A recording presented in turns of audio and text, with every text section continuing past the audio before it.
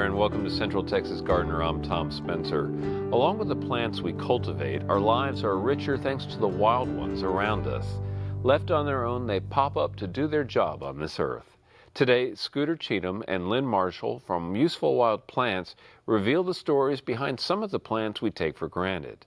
On tour, let's visit a garden makeover that started with a connection to the land. These days, when Annie and Trey Gillespie entertain, the front yard is one of their favorite spots. But until Annie wrangled the harsh terrain, the only safe foot traffic was for deer. She learned construction and drainage techniques as a kid when she joined her dad on his projects as a civil engineer.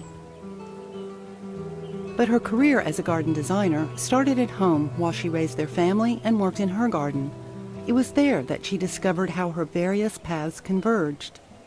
I enjoy building. That's what I love. I love designing it on paper, and then taking that paper and putting it on the ground. I just really love that process. It's very creative for me. I'm a botanist by degree. When I first moved to Austin in 1981, I eventually got a job back in 1983 at which was what called National Wildflower Research Center, Lady Bird Johnson Wildflower Center. And I worked there about 8 years. And that's sort of how I got a little more involved in using native plants and plant landscapes, and launched my business after that. Recreating her own front yard was one of her challenges. This was a steep slope that dropped all the way down, and it was just St. Augustine, with a few oak trees popped in.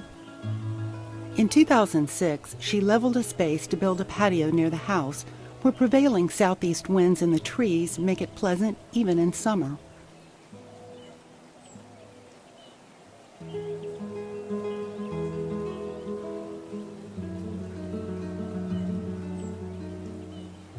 I couldn't level the entire yard because that would have been probably a 25-foot retaining wall, but that now it's about a 6-foot wall at its peak.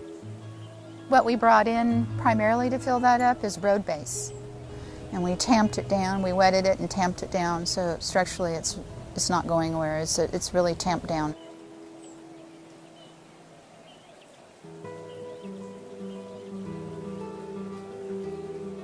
But the edge between the pea gravel and the wall, I knew I wanted to have a little plant bed there, so I allowed enough room to put about 12 inches of good soil in. Plants soften the stone and the reflective pea gravel.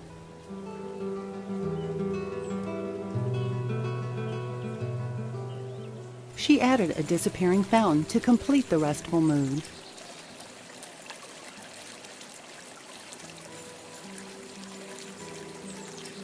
Even though Annie has dramatic terrain, gardeners in the flatlands can add levels of interest. This was definitely a slope, so that's really what drove the different levels in this particular garden. But sometimes if you think in terms of different levels, perhaps even in soil, a lot of times what I'll do is I'll berm, take a flat piece of property, and somebody wants to create a plant bed on the corner, say. It's much more interesting to bring in a bunch of soil and berm it, and perhaps pepper in some boulders and create some outcropping, because you give the land a little topography, and then you're also creating some pockets to plant things. So that's sort of fun to do with. You don't have to do that, but sometimes that's kind of fun, to just change up the topography of the land a little bit. Another issue was drainage, since rain is often brief but intense. Annie solved flood events on her slope with a dry creek bed. The most important thing when you're dealing with water is slowing it down. If you don't slow it down, then it becomes very erosive, and that's where you get a lot of problems. So using large river rocks or boulders to slow the water down goes a long way to preventing washouts. Like many gardeners, Annie has both sun and shade in her front yard. In the shady spots, she includes variegated texture. And I think variegation pops a little more in shade. In shade, you don't necessarily have as many things that will flower, but you can do a lot of fun things with texture and contrast. She added a deer fence to enclose her new garden.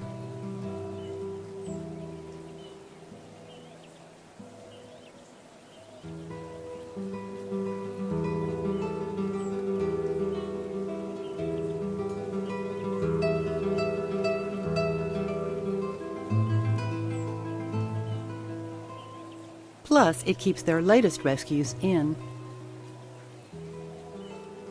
Outside the fence, she planted the front yard and driveway with deer in mind.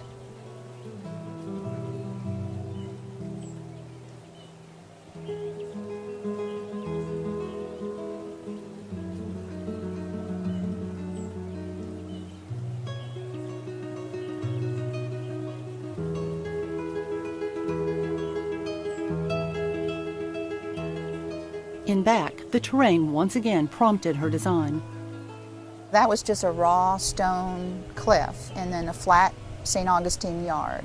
It was the only flat area we had, to play and to go out and enjoy being outside with the children. Over time, I decided to go ahead and build that stone planter, but the water feature evolved because that little section of the stone is where water sheets over. There's naturally a waterfall that occurs when we have flood events, and it sheets over that cliff, drops and hits the lawn. The lawn is graded so the water flows down and around to the side of the house and flows down the hill. So I knew I couldn't put a planter right there. So that's sort of where the idea of the waterfall came from, that I'll just play off of what actually naturally occurs. From her experience, Annie has advice for other gardeners. I think sometimes people, when they lay out beds, they're too busy.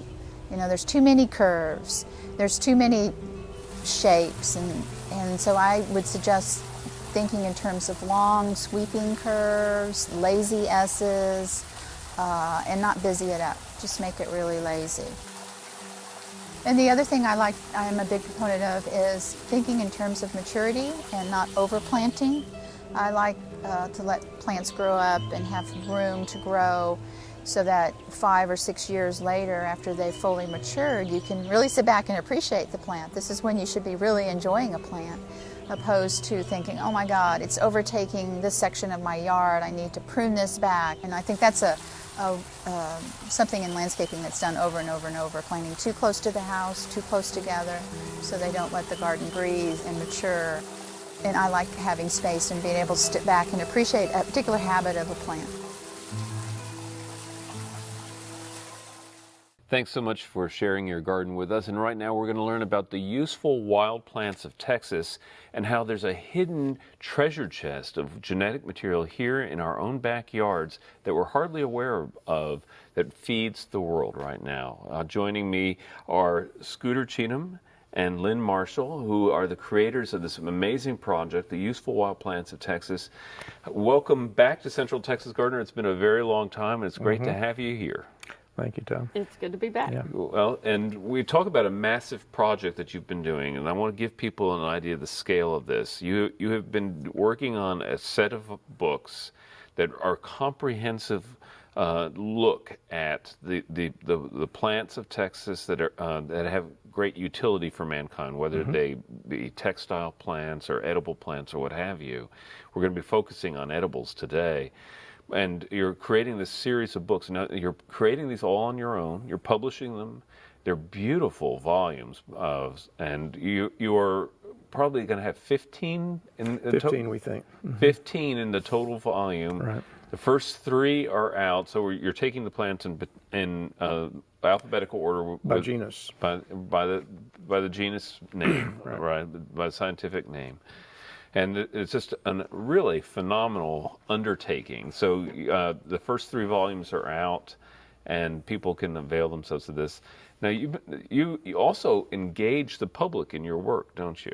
We do, in a variety of ways, through memberships and also through classes. Weed feed class is pretty well known, and it's how I got involved in the project back in the late 70s. I took Scooter's class and was so interested in this, and it fit so well with my background in anthropology and archaeology that I just stuck with it, and I am planning to see it through to the end, the other 12 volumes. But the classes are a way people can learn a lot more about this. And go out and directly experience the plants in their native habitats and find out how to use the plants. Right, because we do a slide lecture and then field trips and some camping trips and a banquet, so people get a lot of exposure in a safe way and a lot of fun. Well, speaking of safety, there's a safety I talked about treasure chests, and there's a security in that treasure chest that we have, because we can lose some of these incredibly valuable crops in disastrous disease events. There are happened in the past. Yeah. There are two security issues since you touched on this. One is one of these things is don't do this at home without proper identification, because the class is great fun. Yeah. But we've seen people that have taken the class and in the beginning can have to watch them very carefully, because you can make a mistake and pick the wrong thing. They get chlorophyll fever. Yeah, right. Yeah. But the other security issue is a little more serious for the world. A little more serious for the world. And one of the things that we could talk about, I guess, today that might be a familiar topic to people is that many of the items that they find at H-E-B or Central Market or whatever grocery store they shop, in the produce department, we have genetic wild stock for over half of the things they see. And people may remember hearing about the potato famine, or the loss of the grape industry, or the near loss of the grape industry in France. And without wild genes that are adapted to their native habitat, there's a chance of losing any of the big crops that we have now. Right. So let's take for example, what happened in France, which was they had a hugely planted out wine industry. Right. A disease came through and pretty much destroyed it. Right. They had no way of dealing with it, and that can happen to us too. We like to think that it couldn't, but it can happen today. Well, most of our domestic crops are extremely vulnerable, whereas native stock is adapted. Right. Where it is, it's adapted to the soil, it's adapted to the pathogens. Right. And so it's tougher, and generally, but often the wild stock it's too small, the seeds are too big, it's too fibrous, the taste isn't quite right, and so over time, as horticulturists do their work, sometimes over millennia, we get blander, less fibrous, sweeter, larger, juicier, but as we do that, then we have to tend more. We have to take care of those crops, and so in the wild form, if you look at a wild context, it looks like the brushy stuff that we see around here, but the germ of all those crops that we so cherish now often kind of lie hidden in that scene. So. All right. Well, speaking of the crops that we cherish, right next to Scooter there, a beautiful assortment of chilies, and very typical for what I would see in the grocery market every Saturday. Oh, that's right. There's a collection over there. All of those were developed from the native chili patine over thousands of years by anonymous selectors and breeders in North America. So that, to me, is a good example of if we put as much attention to what we have all around us that we tend to ignore, we would unlock all sorts of things we can't even begin to imagine. But we're not doing it because we think we have everything we need. But as we've pointed out, things are a little more vulnerable than we might believe. Well, there's a vulnerability, but there's also potential out there as well. Great potential. And we're going to talk about some species that have market potential that, to me, sound really appealing as a food crop. But let's dwell on the chilies for a moment here as an example, though.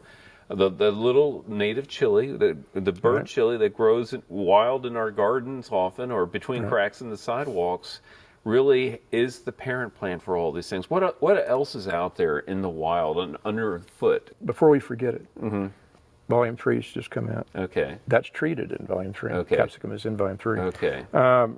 We went through several things. An example would be for tomato lovers. We have the original wild tomato in deep South Texas, and an example. The original wild tomato. The original wild tomato. And there's a long story about Talk about tomatoes. an heirloom. Talk about an heirloom. And they're delicious. I got to tell you, they really have a better flavor than all of our other selections. That really tart. Yeah, I love that. Juicy quality. For people who might remember the potato famine, we have several species of wild potatoes in West Texas, in the Davis Mountains particularly. They're 2 species there. The tomatillos that you get in salsa verde, if you buy tomatillos and make your own. We have a number of species of wild tomatillo, phasalis, and many of the wild forms are smaller, but they're really good. I think they're better. Yeah. I think they're better than the... Well, we have wild forms of a lot of fruits like grape, plum. Right. There are things like strawberry, of course. That are. We have 2 species of wild strawberry in Texas. Frigeria virginiana, which is what our commercial strawberry is bred from. Is you can find that wild in East Texas. Yeah. And talk about delicious, those little tiny fresh strawberries and amazing flavor. You said your experience as a boy. Yeah. I want to talk about some of the things that are potential. Well, we don't have a lot of time, but there are certain, these are all things that we're familiar with, the chilies, the plums, the strawberries, that sort of thing.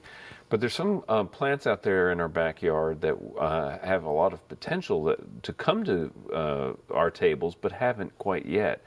And let's talk about some of those. There's one that I'm very curious about. It's a little tree from the southeast primarily. It's called pawpaw. Right. Tell me a little bit about that plant. Well, we have 2 species of pawpaw in Texas, and the fruits taste about the same. They're about the same size. One is big. It's a tree. It's a Semina triloba. I think that's in volume 1. And the Semina parviflora, which is the small one. It's sort of knee-high. And generally, varmints get it because it's so good. It's so lush. They both produce ripe fruits in early fall, and they go from a green, sort of like a huge peanut, to yellowish, and then they have developed little black spots on them. That's when you need to check them. But they're just some people. One of the common names is custard apple because they're so good. Now, there's a pawpaw trackers club. It's developed in the east and southeast, and there's one of the big growers I think is in California too. They trade around selections of the pawpaw to get bigger, tastier fruits. And that custard apple makes it sound as pretty darn yummy to me. It's really good. Now there are a couple of other ones I want to talk about. There's something called peach bush as well that is fairly common to this area, right? No, it's rare in this area. It's common, the sort of center of the native habitat for peach bush, which is botanically called Prunus texana, is in Falfurrius. Okay. It likes sand, but there are some of them ventured up as far north as here. But if you really want to find them, you'd have to be in the Falfurrius area. But they make wonderful jelly and jam, and they're very good. Well, there are lots of potential out there, as well as some of the most important genetic material on the planet in terms of the table that we eat from every single day, all throughout Texas. And you're compiling all the information about these plants, their utility, and in these beautiful volumes. Real briefly, I want to give people, again, an opportunity to learn about how to be in touch with you and how to get the books themselves. These are available online, I'm sure, right? What would you do? Through our website, usefulwildplants.org, or they can call the office, and the phone number's on the website. Right. They can call us up. Okay, and they can learn about the classes that way and participate. And you're actually calling on people to come and be engaged with the work right now. So that's a good thing for volunteers out there who are interested in this very exciting topic. It is indeed. All right. Well, Scooter and Lynn, thank you so much for being a part of Central Texas Gardener, and good luck on the remaining volumes of the Useful Wild Plants of Texas. Thank you so much. Thank you. Okay, coming up next is our friend Daphne.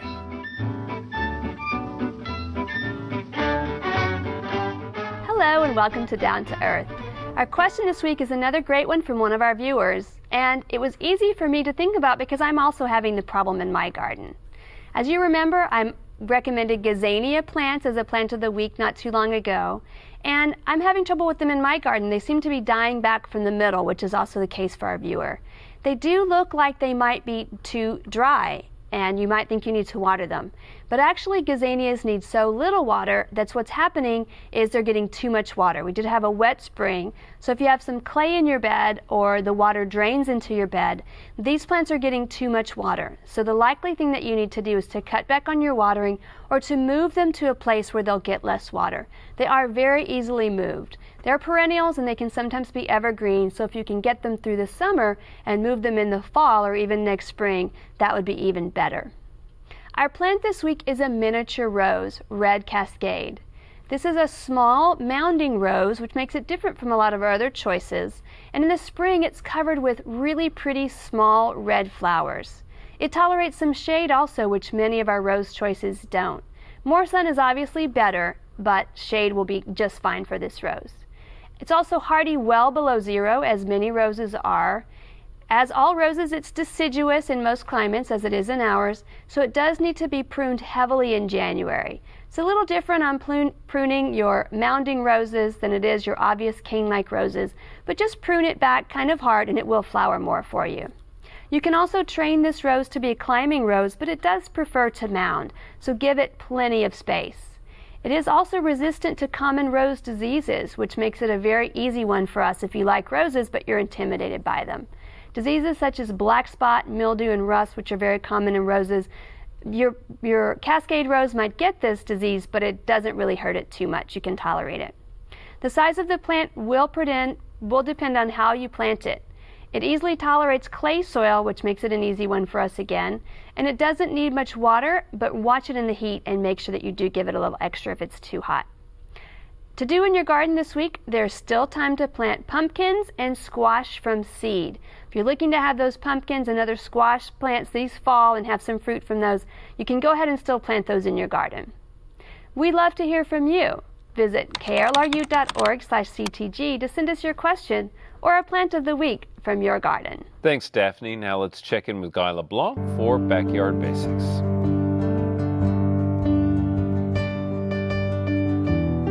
Welcome to Backyard Basics. I'm Guy LeBlanc.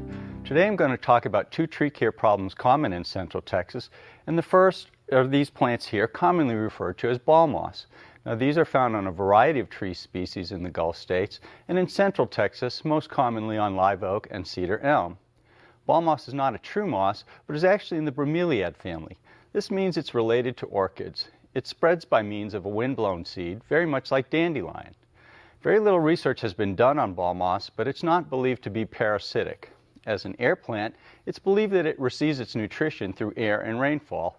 However, most arborists in the Austin area, including myself, believe that when present in heavy quantities, ball moss can cause slow decline in plants by shading out sunlight from the leaves. Heavy quantities of ball moss can also increase the surface area for ice accumulation, and this can lead to an increased number of broken branches. For these reasons, I highly recommend removing moss before it becomes too heavy in the tree. Two methods are typically used for this: spraying and manual removal. In my opinion, spraying is far less effective. You only kill about 60% of the moss, and the moss will stay on the trees for several months until it decays enough to fall off of the tree. One of the chemicals commonly used for this purpose is baking soda. While this sounds benign, the alkalinity and salinity of baking soda can cause soil chemistry problems. Another chemical commonly used is copper hydroxide. However, copper hydroxide is toxic to aquatic plants, and we can't use it near waterways. Also, its bright blue color can stain light-colored objects near the tree being sprayed. More recently, potassium bicarbonate is showing some promise. However, this is not readily available in large quantities, and like baking soda, is not labeled for this use. For these reasons, I highly recommend manual removal. In heavily infested trees, about 60% of the moss is going to be on dead branches, and these should be removed for the health of the plant anyway. Judicious pruning can remove nearly 100% of the moss. However, this last point is very critical. It's important to remove not too much of the foliage when doing this type of pruning. If we remove too much foliage, not only are we defeating the purpose, but we're harming the tree. The second problem I'm going to talk about today are root sprouts on live oaks. Although live oaks produce acorns like all other oaks, their main method of propagation is through root sprouting. However, these root sprouts can cause problems in our landscapes when thousands of them are generated around the trunk of a mature tree. Unfortunately, almost no research has been done on the control of root sprouts, but there is some evidence that they develop in response to an elevated grade. This is another reason not to put too much soil or even too much mulch around the base of a tree. I find that you can be fairly aggressive in physically removing these sprouts, but it's important not to remove more than about 1/3 of an inch in diameter. You should never use herbicide for this purpose. Absorption of the herbicide could cause significant dieback in the tree. Also, it's not necessary to paint the sprouts after they've been removed. I find that landscape fabric and about 2 inches of mulch will greatly inhibit sunlight after you've removed the sprouts. However, once they've developed, it's nearly impossible to permanently eliminate sprouts from the trunk of your tree. For Backyard Basics, I'm Guy LeBlanc. Visit klru.org/CTG to watch online, get more tips, and visit our blog. Next time, take a look at kid-friendly succulent plants. Until then, I'll see you in the garden. To learn about today's program, watch online, and follow CTG's blog, check out klru.org/CTG.